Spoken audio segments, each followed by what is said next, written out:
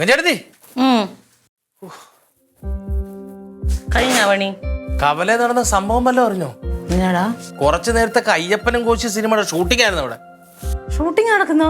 Shooting നടക്കുന്നതല്ല, കനകം മച്ചമ്മിയും ക്ലീറ്റോ മച്ചമ്മിയും പൃഥ്വിരാജിനെയും ബിജു മേനോനും പോലെ തർക്കം. ഞാനും നടരാജനും അൻസാറിക്കും ക്ലീറ്റോ മച്ചും ഇവിടെ ചായ അടിച്ചോണ്ടിരിക്കുവായിരുന്നു. കനകം മച്ചമ്മി വണ്ടിയെ കൊണ്ട് നിർത്തിയിട്ട് നേരെ ഒരു ഒറ്റ ചാട്ടം നടരാജന്റെ അടുത്തു. എന്താ കസേര കൊണ്ടുവരുത്ത, നാളെ കൊണ്ടുവന്നിട്ട് നിന്നെ പിടി ജയിലിലൂടെ പറഞ്ഞു ഒരു ചാട്ടം. കസേരയുടെ പേരിലാ കൊടുത്തു ക്ലീറ്റോ മച്ചമ്പി. ശരിക്കും വാക്കാറ്റമായി ക്ലീറ്റോ കനകനോട്. ഞാൻ മൊബൈൽ കണ്ടായിരുന്ന ഞാൻ എടുത്തോണ്ട് പോയത്, ഇവിടെ കുത്തിയിട്ടോണ്ട് എടുത്തില്ല.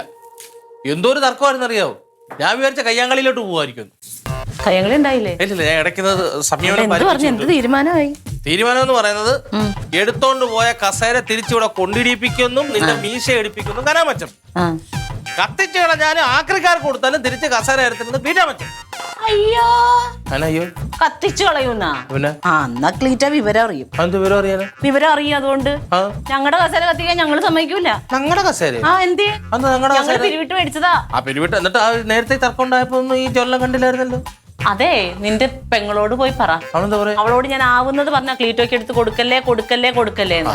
അപ്പൊ പഴയ പ്രസിഡന്റിന്റെ വാക്ക് കേൾക്കാൻ മടി, അഭിമാനക്കുറവ്. സ്വയം പറയുന്നല്ലോ പഴയതാണെന്ന്. പിന്നെ അവരുള്ള ഒരു കേക്ക് പിടി. അല്ല, കേട്ടില്ല. ആ കേക്കാത്ത തന്നെയാണ് ലില്ലിപ്പണ്ട് അനുഭവിക്കാൻ പോകുന്നത്. തുന്നി തരണോ? അല്ലതാ അതാ തന്നണം തുന്നണം തന്നണം തുന്നണം. പോക്കറ്റ് 500 രൂപ. പിന്നെ 500 രൂപ നിന്റെ പോക്കറ്റില്. ഒരു കാര്യം ഞാൻ പറഞ്ഞേക്കാം. നിങ്ങളുടെ പാർട്ടിയാണ്, ഞങ്ങളുടെ കസേരയാണ്. മര്യാദക്ക് നീ ആണെങ്കിലും പോയി എടുത്തോണ്ട് വന്ന് കൊണ്ടുവന്നിട്ട്, അല്ലെങ്കിൽ നിന്റെ പെങ്ങൾക്ക് ഇനി കുടുംബ യൂണിറ്റിനൊന്നും സമാധാനം ഉണ്ടാവില്ല. ഞാൻ കസേര എടുത്തിട്ടുണ്ടോ ക്ലീറ്റാ മച്ചം എന്നെ ഇവിടെ ഇറക്കി വിടും. നിനക്കൊന്നും വായിൽ നാക്കില്ലേ? ചെയ്യണത് തെറ്റാണെന്ന് പറയണം. അളിയന്മാരുടെ കാര്യമല്ല.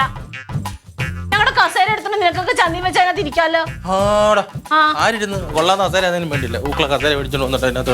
വല്ലതും പറയും കേട്ടോ. ഞാൻ എനിക്കിതിനെ കുറിച്ചൊന്നും അറിയത്തൂല, ഞാൻ കണ്ടിട്ടൂല, ഞാൻ ഈ വീട്ടിലുള്ളതല്ല. തീർന്നേ. എന്റെ റൊണാൾഡേ, നിങ്ങളല്ലേ പാർട്ടി. ഇപ്പൊ ഇരുന്നവരും ഉണ്ടാവൂല, കൊണ്ടുപോയവരും ഉണ്ടാവൂല, ആരുമില്ല. ഇപ്പൊ ആർക്കും അറിയാൻ പാടില്ല കസേര എന്ത് ചെയ്യുന്നു. കസേര എടുത്തോണ്ട് വന്നൊക്കെ ഞാൻ ഇപ്പൊ കാണിച്ചു തരാം. ഞാൻ എനിക്ക് അറിയാൻ പാടില്ലാഞ്ഞിട്ടല്ല. അങ്ങോട്ട് കൊണ്ടുപോയി അങ്ങോട്ട് ഇരിക്കാൻ വേണ്ടി പോയേക്കുന്ന അങ്ങോട്ട്. പാർട്ടി കൂടാനേ കസേര ഇല്ലെങ്കിൽ നിങ്ങൾ പാർട്ടി കൂടണ്ട. കിട്ടിയതല്ല മച്ചമ്പിയുടെ വീരഗാഥ വന്ന് പറയുന്നു ഇവിടെ. അച്ചാച്ചാ, എന്തായിരുന്നു പ്രശ്നം? എന്തായിരുന്നു ടെൻഷൻ അടിപ്പിക്കാതെ? ജംഗ്ഷനിലെ എല്ലാവരുടെ കാര്യം പറഞ്ഞുകൊണ്ട് നായരേട്ടന്റെ കട ഇരിക്കുമായിരുന്നു. അന്നേരം കനകമച്ചമ്മ വണ്ടി കൊണ്ടുവരുത്തിട്ട് നടരാജനെ വിളിച്ച് വരട്ടി. കസേര തിരിച്ച് ഗോഡൌണിൽ കൊണ്ടിട്ട് അവിടെ കുടുംബശ്രീയുടെ അവിടെ ഹാളിൽ കൊണ്ടിട്ടില്ലെന്നുണ്ട് പിടിച്ചകത്തിടുമെന്ന് പറഞ്ഞു. അത് പറഞ്ഞിട്ട് നമുക്ക് ക്ലീറ്റോ മച്ചമ്മ ഇഷ്ടപ്പെട്ടില്ല. മച്ചമ്മ അറ്റൻഡ് ചെയ്തു. കത്തിച്ച് കളഞ്ഞാലും തരത്തില്ലെന്നാ പറഞ്ഞേക്കുന്നത്.